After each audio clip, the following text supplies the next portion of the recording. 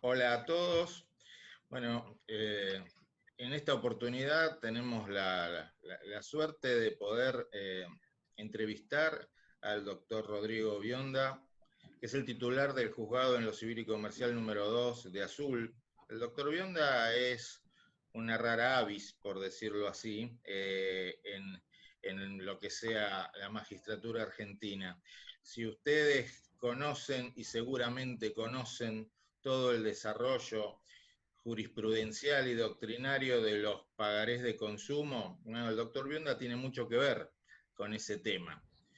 Ahora que estamos en plena época de pandemia y viendo cómo notificar las demandas, el traslado de demanda, bueno, también acá el doctor Bionda está dando una mano con sus ideas, con el tema del notificador ad hoc. Nosotros hemos publicado un video sobre esta iniciativa. Y ahora lo entrevistamos por otra cuestión, que también es bastante curiosa, bastante interesante. Y es lo que podríamos llamar, no sé si el nombre es correcto, me lo acercó Dante Rusconi, es una suerte de colectivización de procesos ejecutivos. Bueno, vamos a ver, vamos a hablar con el doctor Bionda a ver si es eso o es otra cosa.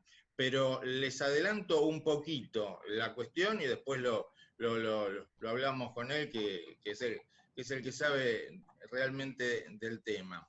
Acá estamos ante un ejecutivo, en principio, un ejecutivo común y corriente, después ese ejecutivo común y corriente, bueno, el documento que se pretende ejecutar precisamente documenta una relación de consumo y ahora vamos a ver que en ese expediente específico que está tramitando en el juzgado del doctor Bionda, él saca una resolución convocando a una audiencia. Uno diría, bueno, ¿qué tiene de novedoso? Convoca a una audiencia. Sí, pero convoca a una audiencia no solamente entre el ejecutante y el ejecutado de esa acción específica, sino que también convoca a otros ejecutados que tienen el mismo ejecutante. Si no me equivoco, son 10 en total. Y bueno, ahora sí, ahora le vamos a preguntar para que nos cuente un poquito más cómo es este tema, cómo surgió, cuál es la problemática que se busca resolver y cuál sería el fundamento normativo para esta decisión que ha tomado. Bueno, un gusto, doctor Bionda, y bueno, ilumínenos, por favor. Bueno, gracias Jorge, muchísimas gracias. Primero, digamos, transmitirle algo que ya lo he hecho en forma personal para hacer público, mi reconocimiento, porque de alguna forma militamos fervientemente los dos una misma causa, que es la protección de usuarios y consumidores, con lo cual tenemos cierta afinidad ideológica. Así que expresarle mi reconocimiento, agradecerle también por este espacio, a usted que se haya interesado por esta cuestión y al Colegio de Abogados de Morón, que tan intensamente está trabajando, no solamente en apoyando iniciativas que con algunos matices pueden ser más, menos útiles, más, menos eficaces, pero además encargándose de difundirlas, de ponerlas en agenda y de abordarlas críticamente, cosa que en los tiempos actuales le puedo asegurar que es muchísimo. Es muchísimo. Así que también le quiero hacer llegar mi agradecimiento a la gente del Colegio de Abogados de Morón. En realidad, Jorge, digamos, esta elaboración, o más que elaboración, esta estrategia que estamos llevando adelante, tiene que ver con algunas circunstancias que me parece que no pueden ser soslayadas y que deben ser tenidas en cuenta. Una de ellas tiene que ver fundamentalmente con la incidencia que el transcurso o el transcurso del tiempo tiene en todos los procesos. Sabemos que el transcurso del tiempo, la eficacia temporal de la gestión del Poder Judicial es una cuestión que está desde Furlan, Memoli resuelto por la Corte Interamericana de Derechos Humanos en cuanto genera responsabilidad internacional del Estado Nacional por el incumplimiento de la garantía de plazo razonable, es un tema que está en agenda. Ahora, en el caso de los procesos ejecutivos tiene una particularidad adicional. ¿Cuál es la particularidad adicional? Que en realidad, si tenemos en cuenta que gran parte de los procesos ejecutivos no son impulsados de oficio por la mayoría de los colegas de organismos jurisdiccionales, que eso tiene una razón de ser justificada, porque en realidad esa imposibilidad de gestionar o de impulsar de oficio tiene que ver con la enorme cantidad de procesos individuales, de juicios ejecutivos iniciados y a iniciarse, que hacen que sea prácticamente imposible, en función de los recursos humanos que uno cuenta y de las estructuras con las que uno cuenta, impulsarlos en forma oficiosa. Entonces, es muy difícil neutralizar el efecto pernicioso que sobre el ejecutado tiene y beneficioso que sobre el acreedor tiene en muchas ocasiones el paso del tiempo en el juicio ejecutivo y acotar ese paso del tiempo. O sea, habiendo tomado nota que en algún punto la prolongación de los juicios ejecutivos se ha tornado prácticamente tal vez hasta en un negocio sin pensarlo, porque pensemos que uno lee en las demandas, siempre lee en las demandas y encuentra, bueno, pido medidas cautelares con el objeto de obtener el rápido recupero del crédito para mi cliente, que es una fórmula más o menos de estilo. Sin embargo, después se puede ver que en la tramitación de los procesos ejecutivos el impulso es prácticamente casi inexistente, sino que alguien me explique cómo un trámite tan sencillo como un juicio ejecutivo puede llegar a acumular 2, 3 o 4 cuerpos y 4, 5 o 6 liquidaciones. Hay que tener talento para juntar en relación a un juicio ejecutivo 3, 4 cuerpos y 5 o 6 liquidaciones sucesivas. Lo que quiero decir con esto es que hay una serie de factores que confluyen, que es primero, el inicio para neutralizar la prescripción, el inicio de la causa para neutralizar la extinción de la acción por prescripción, la falta de impulso del acreedor. O sea, solo se impulsa la traba de medidas cautelares, pero no hay un impulso que conduzca a la finalización del juicio ejecutivo. Sí, si se quiere llegar hasta la sentencia de trance y remate, pero esa no es la finalización del juicio ejecutivo. Eso es cerrar una primera etapa. Todavía queda una etapa bastante larga por transitar. Si a eso se le adiciona que se están utilizando tasas de interés que son altísimas, en departamentos judiciales donde, usted que ha recorrido y que sabe la protección de usuarios y consumidores, hay muchos matices en torno a la protección. Tenemos departamentos judiciales donde hay infinidad de fallos plenarios, después podemos discutir si son acertados o no, si se puede o no, que tienden a poner tope a los intereses. Y departamentos judiciales donde ni siquiera se puede controlar de oficio una liquidación con intereses excesivos, en el medio hay un montón de matices, y se le suma a eso, lo que le digo, la imposibilidad, en función de la cantidad de causas que uno lleva adelante, de impulsar de oficio hacia la culminación el juicio ejecutivo, y un dato más, que es un sistema de imputación de pagos que generalmente contribuye a sobreendeudar al ejecutado. Porque pensemos que con el 20% de lo que excede el salario mínimo vital y móvil, que es un embargo tipo, hay que empezar a cancelar la deuda desde los honorarios y los aportes, luego los gastos, luego los intereses y después recién llegar al capital, nos vamos a dar cuenta muy rápidamente de que en realidad, si no logramos modificar esta situación, tenemos sumida a la gente, a los usuarios o consumidores, cautivos de un grillete que le traba el juicio ejecutivo una vez que se inició. Y más que nada, en este contexto de excepcionalidad, donde si hay algo que se ha puesto en riesgo hoy, es la conservación de las fuentes de trabajo y la necesidad de derivar recursos hacia lo que nos permita lograr niveles mínimos de subsistencia. Es decir, la capacidad ociosa que hoy tiene cualquier usuario consumidor que se desempeña en relación de dependencia es muy distinta a la que tenía antes de esta situación de excepcionalidad. Entonces, situaciones excepcionales requieren de medidas excepcionales. Y se me ocurrió que estratégicamente podría llegar a ser una herramienta útil en este tránsito hacia la conclusión definitiva de los procesos y no contribuir a sobreendeudar a usuarios y consumidores, tomar un universo de procesos individuales homogéneos, de juicios ejecutivos individuales y diseñar una estrategia que me permitiera gestionarlos colectivamente. Entiendo. Esos juicios, que son, creo que son 10 expedientes en total, o 11 con este, no, 10 me parece que son. ¿Están en la misma etapa procesal o están en distintas etapas?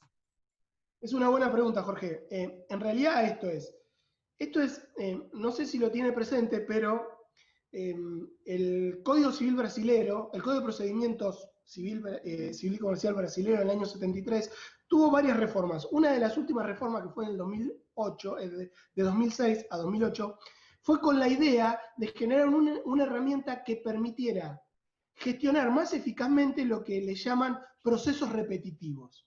Es decir, se generó la posibilidad de que una Cámara de Apelaciones tomara una muestra, le llama caso testigo, de un universo un poco más amplio y estableciera la pauta de aplicación jurisprudencial a ese proceso para que cada uno de los jueces que lo tramitara lo aplicara y lo resolviera en ese sentido, y de esa forma acelerar la tramitación, descongestionar, lograr mayor eficacia.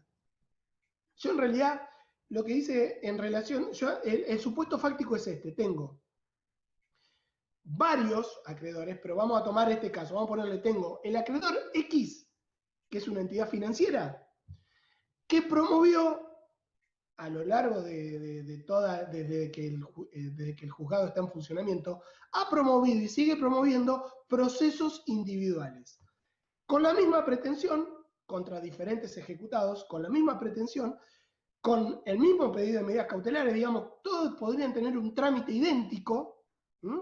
Lo único que varían son los importes reclamados. Bien, entonces, digo, bueno, empecé a advertir que generaba un ida y vuelta que estancaba y no permitía avanzar la tramitación de los procesos. Por ejemplo, la reunión de los elementos necesarios para poder completar el contenido del título con base en el cual se acciona para verificar el cumplimiento de los recaudos de 36. Y ante el incumplimiento de los recaudos de 36 de la 24240, adoptar las medidas que uno considerase necesarias. Entonces digo, bueno, ¿por qué no tomo un universo, una muestra representativa de la cantidad de procesos que tengo en relación a este único acreedor, que es un único acreedor con misma pretensión ante ejecutados dispersos? Y trato de generar un contrato procesal, que esta es otra herramienta que hay que utilizar para sortear lo que algunos consideran que son limitaciones de índole legal. Yo ahora le voy a dar cuál es mi visión, porque creo que no hay limitaciones de índole legal, pero si uno considera que existe, el contrato procesal hoy es la herramienta que le permite a las partes generar un proceso a medida de sus necesidades, sin violar ninguna ley y cumpliendo la Constitución.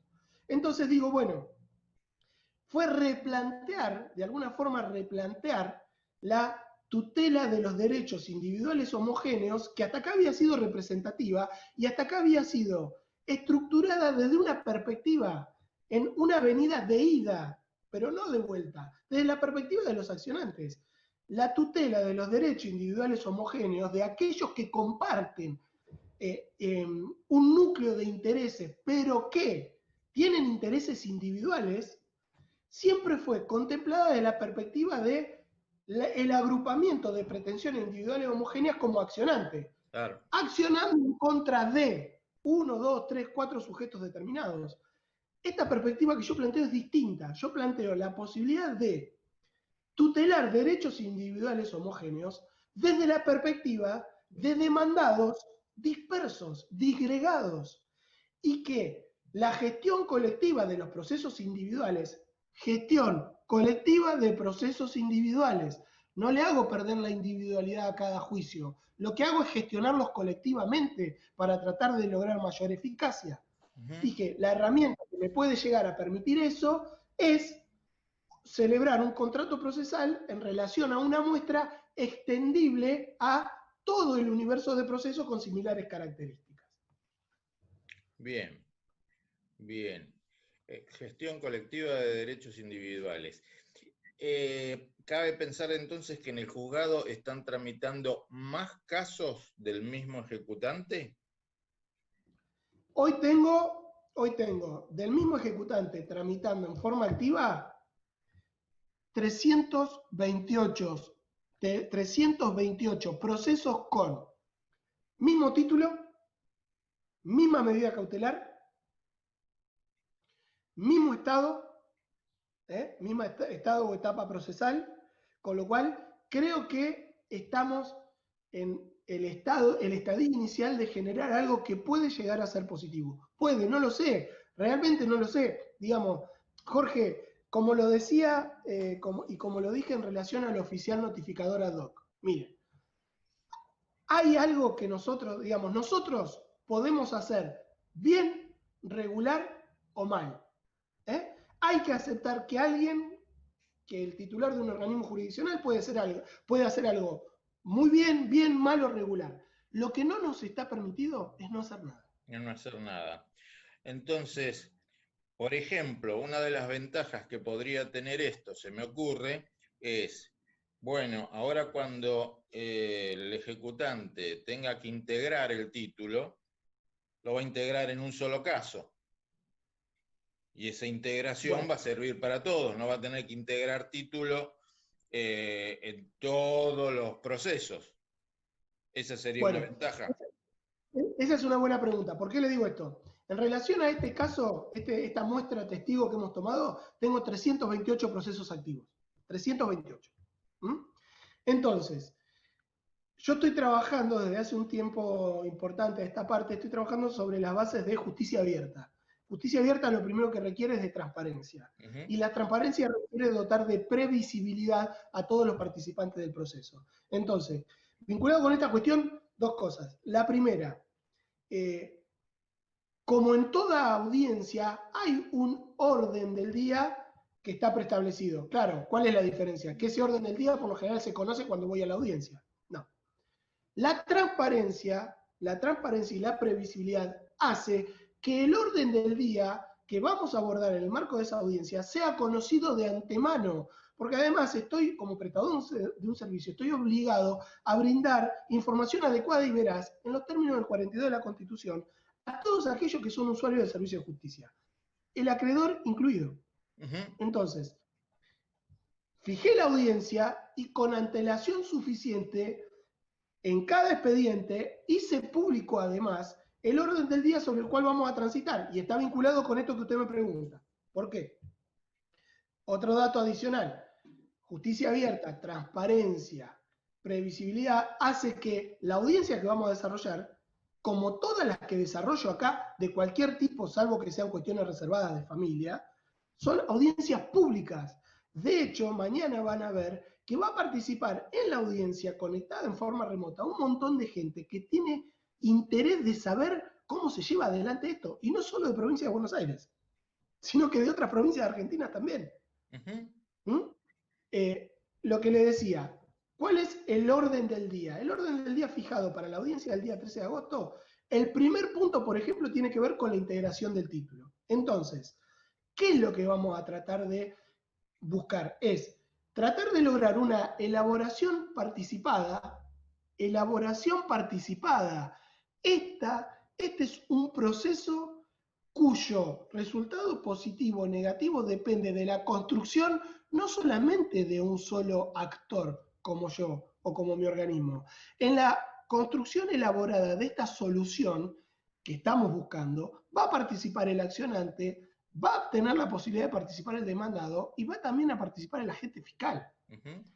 Entonces, dentro del primer orden del día, el primer punto del orden del día que yo tracé fue la de tratar de consensuar con qué elementos debe completarse el título ejecutivo para permitir verificar el cumplimiento de los recaudos de 36 y para poder reducir a sus justos límites la pretensión del accionante. Entonces, esto arranca con un título ejecutivo que es un pagaré. Pagaré que, como sabemos, ha ido ha visto diluida su aptitud ejecutiva, pero que de acuerdo a la doctrina legal de la Corte, independientemente de las opiniones personales de cada uno, nosotros esto lo hemos charlado en otro ámbito y creo que coincidimos que el pagaré como título apto para ejecutar en el marco de relaciones de consumo se ha extinguido. Es un instrumento que nació para otra cosa, no nació para este tipo de relaciones y probablemente en el futuro sea regulado así. No lo sé, pero creo que en eso coincidimos. Lo cierto es que hoy la doctrina legal de la Corte, a la cual uno se tiene que sujetar, permite la aptitud ejecutiva, digamos, sostiene la aptitud ejecutiva de los pagarés y permite al juez reconstruir de forma tal de reducir a sus justos límites. Entonces, lo que vamos a hacer es consensuar con este acreedor qué instrumentos son los que debe acompañar para poder reconstruir. Si ese instrumento se repite en los 300 casos, con que lo acompañe en uno solo va a alcanzar. Si en realidad son contratos o mutuos suscritos en diferentes etapas con variables que no coinciden, por ejemplo, la tasa nominal anual, la tasa efectiva mensual, bueno, deberemos establecer grupos de procesos en los cuales un solo contrato va a alcanzar para todo el resto. Pero fíjese que acá ya eliminamos el ida y vuelta de que en cada proceso individual traiga algo y uno le diga, bueno, pero a esto le falta complementar, te lo traiga, bueno, no, pero ahora acompáñame, esto era, dice el instrumento que era sistema de amortización francés, bueno, pagó 3 cuotas, acompáñame la progresión para ver en la imputación cuánto le tengo que descontar del capital, porque algo a cancelar capital ya le imputaste. No sé si soy claro y si llega a aprenderse la idea. Sí. La idea es básicamente economía procesal, ganar tiempo. Sí, se entiende. Por supuesto, vamos a hacer una segunda vuelta después de esta audiencia, que tengo entendido que es mañana. Es el día 13 de agosto. Por ahí, si tiene un minuto, quisiera contarle cuáles son los otros ejes temáticos sobre los cuales vamos a trabajar. Sí. Otro de los temas que me interesa trabajar y consensuar, que viene siendo aceptado y lo venimos haciendo, digamos, todo esto que voy a plantear tiene la novedad o se resignifica porque va a ser en forma colectiva, pero todas estas estrategias ya las venimos trabajando individualmente en cada proceso. Para que se dé una idea, por ejemplo, nunca decretamos una medida cautelar sin antes tomar una radiografía patrimonial del afectado. Como medida previa a la traba de una medida cautelar, va un pedido de informes a su empleador para que me evacúe unos 20 o 25 puntos que tienen que ver con cuál es el sueldo bruto, cuál es el sueldo neto, si tiene afectados los haberes por código de descuento, si tiene otros embargos trabados, cuándo van a terminar esos embargos, qué porción tiene afectada, qué porción tiene disponible, porque a mí me permite decretar medidas cautelares a medida para no sobreendeudarlo. Se lo digo.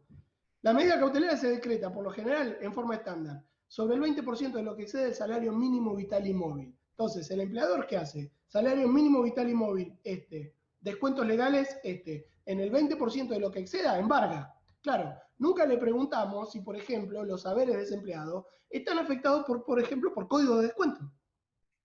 Códigos de descuento que el empleador ni siquiera evalúa ni tiene en cuenta y hace que la porción del haber disponible para subsistir que le quede al ejecutado sea en algunos casos prácticamente inexistente.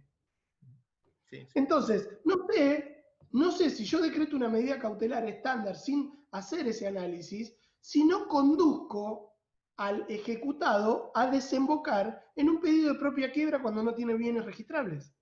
No sé si yo no lo empujo ahí. Si no lo empujo ahí o no lo empujo a caer en entidades parafinancieras con altísimas tasas de interés a pedir auxilio o aire, que en definitiva después lo termina ahogando, por haber decretado una medida sin haber evaluado eso. O si quiere, si no lo condeno al tipo a recurrir al crédito flotante que implica el uso de una tarjeta de crédito para poder llegar a fin de mes. O sea, digamos, esto tiene infinidad de consecuencias. Entonces, esa radiografía patrimonial a mí me permite decretar una medida cautelar de forma tal de que al ejecutado no lo sobreendeude, que lo mantenga a flote, permitiéndole subsistir y dentro del sistema financiero. Por otro lado, otro de los temas que vamos a tratar tiene que ver con convenir con los acreedores. Este acreedor particularmente lo ha visualizado y ha aceptado esta propuesta. Y tiene que ver con alterar el orden legal de imputación de pagos. Este acreedor en procesos individuales, si en situaciones donde uno con números le ha mostrado que es inviable, que no es sustentable una relación crediticia en esas condiciones, ha aceptado alterar el orden de cancelación de pagos. Ha aceptado que cada importe que embarguemos de los haberes del ejecutado sea destinado, imputado primordialmente en forma, en el primer orden, a capital. Para de esa forma ir disminuyéndole la bola de nieve que se le genera de intereses. Muy interesante realmente. Y los dos puntos siguientes tienen que ver con esto, Jorge, con convenir la posibilidad de dictar una sentencia donde se concentre en la sentencia la aprobación de la liquidación directamente por nuestra parte y la orden de transferencia escalonada. Es decir, no tener que efectuar una orden de transferencia cada vez que haya fondos, sino que apruebo la liquidación y ordeno la transferencia con la imputación como fue convenida. Entonces, cada vez que hay fondos, lo único que hay que hacer es librar oficio de transferencia. El último punto tiene que ver con consensuar con las partes, con el acreedor fundamentalmente, la posibilidad de el dictado de una sentencia única en estos 10 procesos y la extensión de este acuerdo procesal que nos permite diseñar un juicio ejecutivo a medida de este contexto a los 318 juicios ejecutivos restantes. La verdad es una propuesta muy innovadora. En su departamento judicial hay un plenario sobre el tema de pagaré de consumo, plenario que fue tenido en cuenta por la Suprema Corte para la última doctrina legal que tiene en la materia respecto de integración de pagarés. Sí, de pagarés, bien digo. Y me parece que el tema daría, hay que ver, esta es una experiencia piloto, me parece muy interesante para después, en el futuro, ser incorporada normativamente por la vía de regulación de procesos colectivos o de gestión colectiva de procesos individuales, un tema que está tan atrasado en nuestro país, hasta la Corte Suprema cada tanto le pide al Poder Legislativo que se ponga las pilas, para decirlo así, y que saque una regulación al respecto. Bueno, yo le propongo lo siguiente, tener una segunda vuelta para ver cómo va la audiencia y poder compartir así una experiencia más completa con todos los que nos van a mirar. Me parece que esto es muy innovador. Esperemos que el acreedor tenga la predisposición, porque en definitiva lo beneficia también a él, es así, es así. Y bueno, lo que quiera agregar, más allá de que nos vamos a volver a ver, con todo gusto. Sí, Jorge, en realidad es cierto que, bueno, de hecho yo en la resolución lo digo, en la resolución original lo señalo, aún está pendiente de construcción o de edificación o de trazado, si se quiere, la senda que permita tutelar derechos individuales homogéneos en procesos individuales dispersos desde la perspectiva de los demandados hacia, digamos, desde otra perspectiva, de una perspectiva distinta.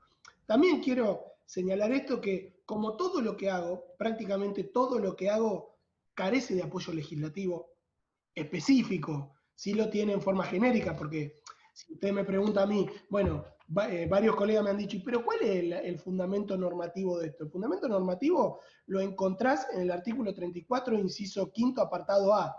Concentrar en lo posible en el mismo acto de audiencia todas las diligencias que sea menester realizar, y por otro lado, en el apartado E, vigilar para que la tramitación de la causa se procure la mayor economía procesal. Bueno, pero esa norma no te permite hacer eso. Bueno, entonces hace una cosa, como les digo a todos. El problema que tenemos nosotros es que somos jueces, me da la sensación, o profesionales, si se quiere, operadores jurídicos legislativos. Es decir, vamos a buscar todas las soluciones a la ley y le damos la espalda a la Constitución. Y nosotros hemos dejado, hemos abandonado, o estamos abandonando un modelo de Estado legislativo hacia un modelo de Estado constitucional. Entonces, lo que quiero decir es, puede ser que todas las soluciones, de hecho, gran parte de las estrategias o soluciones que diseño no tienen recepción legislativa, pero sí están basadas en la Constitución. Si yo no hiciera esto, probablemente cumpla la ley, pero viole la Constitución. Sí. Y si quiere, en realidad, con 3 o 4 renglones del artículo 42 de la Constitución Nacional, obligación de brindar información adecuada y veraz, obligación de tutelar los derechos económicos de los usuarios y consumidores, y fundamentalmente la parte que dice que las autoridades proveerán a esos fines, creo que no necesito más que esas 3 líneas para llevar adelante. Después vemos si con éxito, después vemos, pero para llevar adelante esta estrategia que creo que puede llegar a ser beneficiosa para todas, para todos. Podría ser mucho más sencillo que yo le hubiera dicho cuando usted me planteó de hacer este encuentro, decirle, mire Jorge, hagámoslo después del jueves para ver cómo me va, y con el diario del lunes salgo a decirle, gané o perdí, o en realidad no lo veo así. Esto tiene que ver con fundamentalmente posicionarse también ante la eventualidad de la comisión de errores de forma distinta. Es decir, tengo toda la intencionalidad de hacer algo que sea beneficioso. ¿Mm? Me puede salir muy bien, me puede salir bien, me puede salir mal o me puede salir regular. Lo que ninguno de ese universo disperso de ejecutados en proceso individual y homogéneo me va a poder decir nunca, señor juez, usted frente a este problema no hizo nada. Entiendo. Y aprovecho además para recordarle a los que nos escuchan la gran falta que tiene el legislador nacional en haber implementado procedimientos eficaces, porque hablamos de eso, eficacia para la prevención y solución de conflictos derivados de las relaciones de consumo. Porque cuando estos temas demoran años y estamos discutiendo a veces créditos de 10.000, 20.000, 30.000 pesos, es disparatado después decir que se ha hecho justicia. A veces tenemos sentencias muy lindas para nosotros, porque discutimos, los abogados, escribimos artículos, damos cursos, pero nos olvidamos del destinatario, que tal vez estuvo 5 años o más esperando que se resolviera su tema y apenas consiguió, después de 5 años, que le saquen una sentencia que sabremos si se termina ejecutando o no, que ese es otro tema. Bueno, doctor, muchas gracias por ahora. Vamos a tener un segundo turno con esta problemática para ver cómo camina la cosa. Nos despedimos por ahora, pero ya nos vamos a volver a ver. Gracias a todos los que nos están viendo y escuchando en este momento. Y como siempre suelo decir, hasta el próximo video. Hasta luego.